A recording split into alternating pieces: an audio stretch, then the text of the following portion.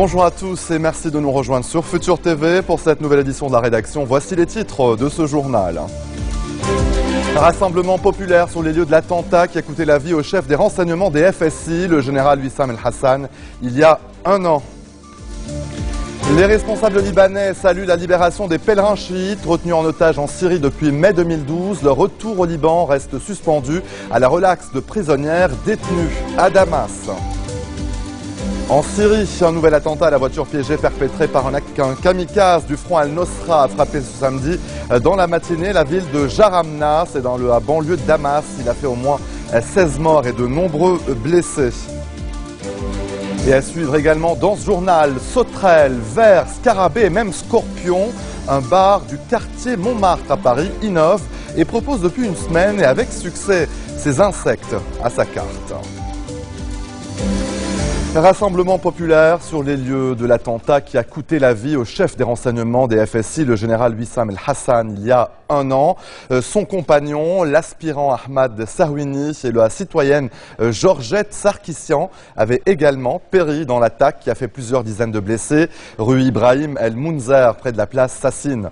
Un an plus tard, les habitants de la région se sont mobilisés à l'appel du bloc parlementaire d'Achrafieh qui a déploré le fait que les auteurs de l'attentat n'aient pas été arrêtés et jugés.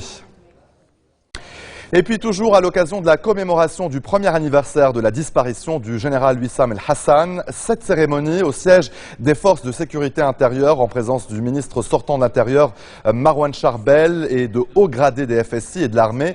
Après les discours, les responsables ont inauguré une plaque commémorative à la mémoire de l'ancien chef des renseignements des FSI. Dans le reste de l'actualité, les responsables libanais ont salué ce samedi la libération des pèlerins chiites retenus en otage en Syrie depuis mai 2012. Nous remercions le Qatar pour avoir suivi cette affaire, le président palestinien Mahmoud Abbas et la Turquie pour avoir coopéré afin d'assurer leur retour. C'est ce qu'a déclaré le président du Parlement, Nabi Berri. De son côté, le Premier ministre désigné, Tamam Salam, a félicité les pèlerins et leurs familles et remercié toutes les parties impliquées dans leur libération.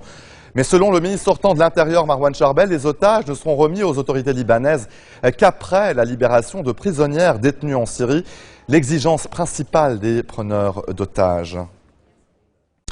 Les habitants de Watan Said Bey ont bloqué ce samedi la route principale de ce quartier de Beyrouth avec des pneus enflammés et des bennes à ordures pour empêcher les forces de sécurité de démolir des constructions illégales. En septembre, une opération similaire des forces de l'ordre avait provoqué la colère des habitants de ce quartier et des heurts avaient fait plusieurs blessés.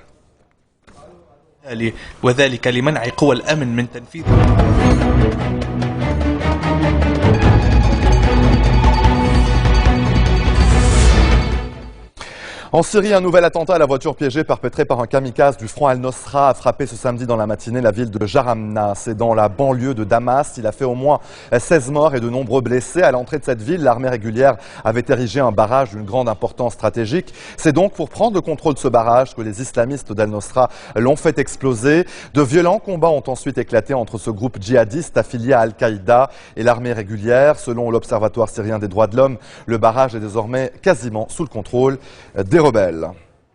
Et sur le terrain diplomatique, les efforts pour trouver une issue à la crise syrienne continuent. L'émissaire des Nations Unies, Lardar Brahimi, entame ce samedi 19 octobre au Caire une tournée régionale afin de préparer la conférence de paix Genève 2. Cette tournée diplomatique amènera ensuite l'émissaire onusien en Iran, puis en Syrie, même où les combats continuent à faire rage.